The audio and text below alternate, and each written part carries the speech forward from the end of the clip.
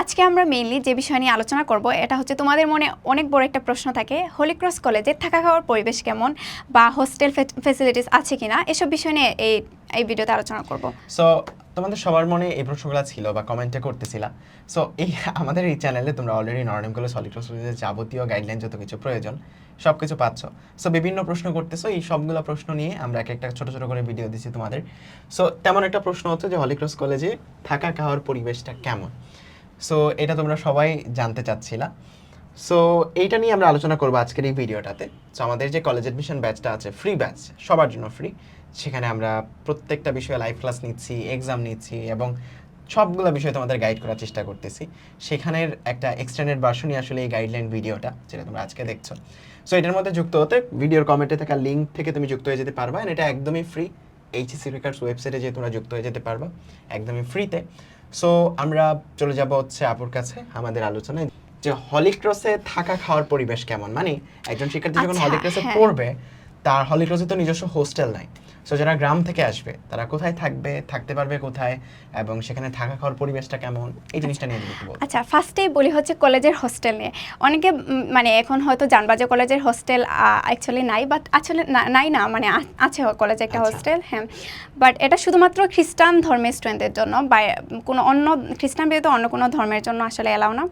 এছাড়া তুমি যদি হচ্ছে অন্য ধর্মের হয়ে থাকো তাহলে বাইরে অনেক ভালো ভালো হোস্টেল আছে, মানে কলেজের 5 মিনিট দূরত্বেই হচ্ছে অনেক ভালো ভালো হোস্টেল। হলি ক্রস কলেজটা আসলে যে জায়গাতে, সেটা হচ্ছে ফার্মগেট, একদম কোর লোকেশনে, যেখানে আসলে অ্যাডমিশনের পুরো বাংলাদেশের স্টুডেন্টরা আসলে এই জায়গাতে আসে। সো এখানে হোস্টেলের আসলে অভাব নেই। দেখা যায় যে কলেজের আশেপাশে হয়তো হোস্টেল আছে। এন্ড সবথেকে বড় বিষয় যেটা হয়, দেখা যায় যে আমরা যে হোস্টেলে, যেমন আমি পার্সোনালি যে হোস্টেলে ছিলাম, ওইখানে শুধু হলি ক্রসের স্টুডেন্টরাই ছিল, বাইরের কোনো কলেজ এলাও ছিল না। তো দেখা যায় এটা হলি ক্রসের হোস্টেলের মতোই হয়ে যায় কাইন্ড অফ। বুঝতে পেরেছি। সো এই হলের যেহেতু কলেজ এটা মেইনটেইন করে না, এই হলগুলোর সিকিউরিটি কেমন হয়? অনেক স্ট্রং সিকিউরিটি। অবভিয়াসলি তুমি হচ্ছে ফিঙ্গারপ্রিন্ট দিয়ে ঢুকবা, ফিঙ্গারপ্রিন্ট দিয়ে বের হয়ে যাবা, তারপর রাত 8টার পর হচ্ছে আর ঢুকতে পারবা না, মানে 8টার আগেই তোমাকে ঢুকতে হবে। যদি না ঢুকো এটার জন্য পানিশমেন্ট থাকবে, তোমার গার্ডিয়ান কল করা হবে, এরকম।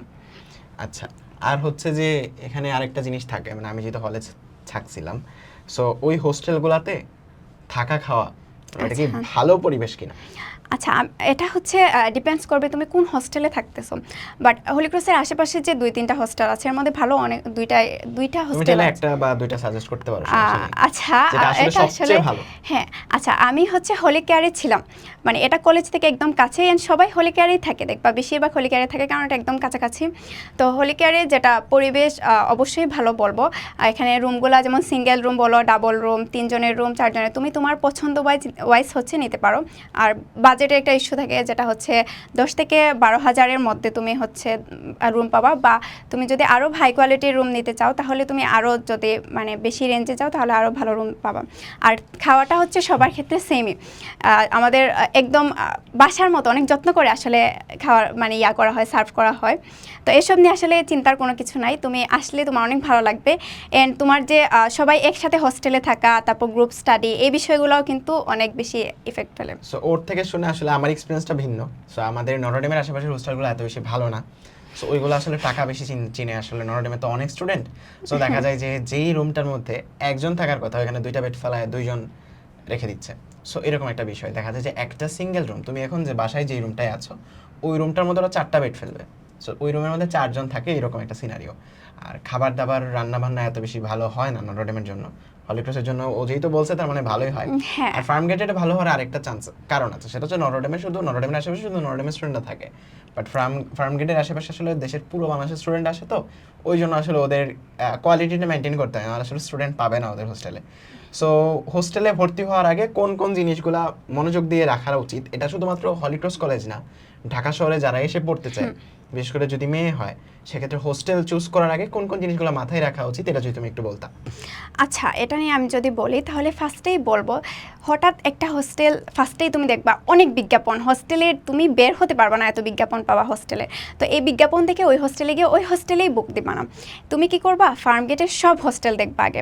ইভেন মনে করো যেগুলো হচ্ছে 5 মিনিটের দূরত্বে, 10-15 মিনিট দূরত্ব সহ সব হোস্টেল একসাথে দেখবা। যেমন আমি যেটা করছিলাম, হলি কেয়ারে উঠছিলাম, অবশ্যই হলি কেয়ার ভালো বলবো, বাট আমি এরপরে শিফট হয়েছিলাম আরেকটা হোস্টেলে, আচ্ছা। ওইটা তুলনামূলক আরও ভালো ছিল এন্ড প্রাইস অনেক কম ছিল। তো এটা আমার মনে হয়েছিল আমি যদি আগে আরও ভালো করে পুরোটা এক্সপ্লোর করতাম তাহলে হয়তো আরও বেশি ভালো হতো। এই বিষয়টা মাথায় রাখবা।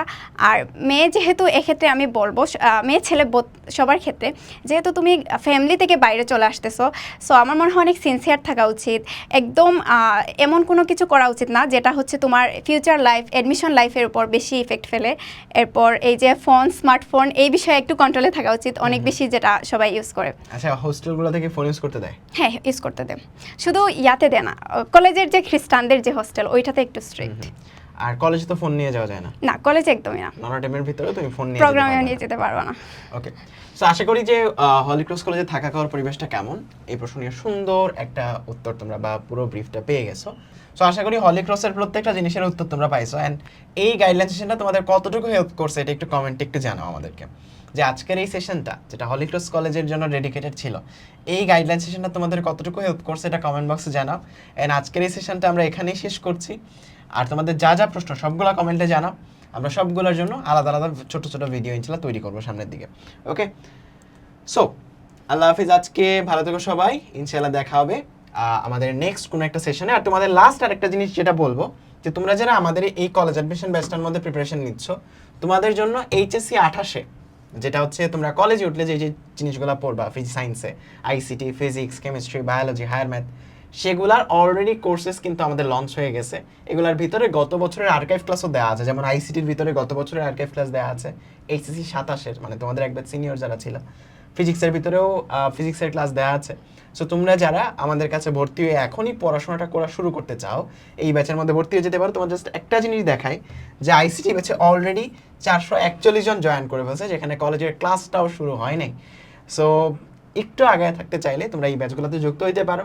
অ্যান্ড তোমরা যারা এই ভিডিওটা দেখছো এবং আমাদের কলেজ অ্যাডমিশন ব্যাচটা আছো, তোমাদের জন্য ওয়েবসাইটের যে প্রাইসটা লেখা এর থেকে আরও স্পেশাল ডিসকাউন্টে তোমরা ভর্তি হতে পারবা। বাট এটা ওয়েবসাইটে হতে পারবা না, ম্যানুয়ালি ভর্তি হতে হবে। যেন আমি বলে রাখবো যে যারা যারা এই ভিডিও থেকে আমাদের কলেজ অ্যাডমিশন ব্যাচে আছে, তারা যদি কেউ মেসেজ করে সেটা তাদেরকে ম্যাক্সিমাম একটা ডিসকাউন্ট দেয়। সো সেটার জন্য হোয়াটসঅ্যাপে মেসেজ করতে হবে, কারণ এটা পাবলিকলি সকল স্টুডেন্টকে আমরা দিচ্ছি না, সবাইকে আমরা দিতে চাচ্ছিও না, শুধুমাত্র আমাদের এই কলেজ অ্যাডমিশন ব্যাচটার মধ্যে যারা আছে তোমাদেরকেই দিতে চাচ্ছি। কারণ তোমরা আগামী দিনের ক্রিম স্টুডেন্ট, তোমরা নটরডেমে পড়বা, হলিক্রসে পড়বা, ভালো জায়গায় চান্স পাবা। সো আমাদের ব্যাচ থেকে কেউ যদি মেডিকেল কলেজ বা ইঞ্জিনিয়ারিংয়ে চান্স পায়, সেটা আসলে আমাদের জন্যই বেটার। এই জন্য তোমাদেরকে একদম সর্বোচ্চ ডিসকাউন্টটা দেওয়া হচ্ছে, কারণ তোমরা বাংলাদেশের ক্রিম স্টুডেন্ট। ওকে, সো এই ডিসকাউন্টটা পাওয়ার জন্য ওয়েবসাইটে কোথাও ভর্তি হতে পারবা না। এই ডিসকাউন্টটাতে তোমাদের হোয়াটসঅ্যাপে মেসেজ দিতে হবে 01924122402। এই হোয়াটসঅ্যাপ নাম্বারে মেসেজ করবা অ্যান্ড বলবা যে আমি আপনাদের কলেজ এডমিশন ব্যাচে আছি, আমার জন্য স্পেশাল একটা ডিসকাউন্ট কুপন দেন, আইসিটি ব্যাচে, ফিজিক্স ব্যাচে, কেমিস্ট্রি ব্যাচে, বায়োলজি ব্যাচে, তোমাদেরকে সেটা দেওয়ার চেষ্টা করবে। ওকে, সো ভালো থেকো সবাই, আল্লাহ হাফেজ, দেখা হবে ইনশাল্লাহ নেক্সট কোন সেশনে। যা যা প্রশ্ন থাকবে তোমাদের হলিক্রস কলেজ নিয়ে কমেন্টে জানা, ইনশাল্লাহ ওইগুলো নিয়েও ভিডিও তৈরি হবে। টাটা।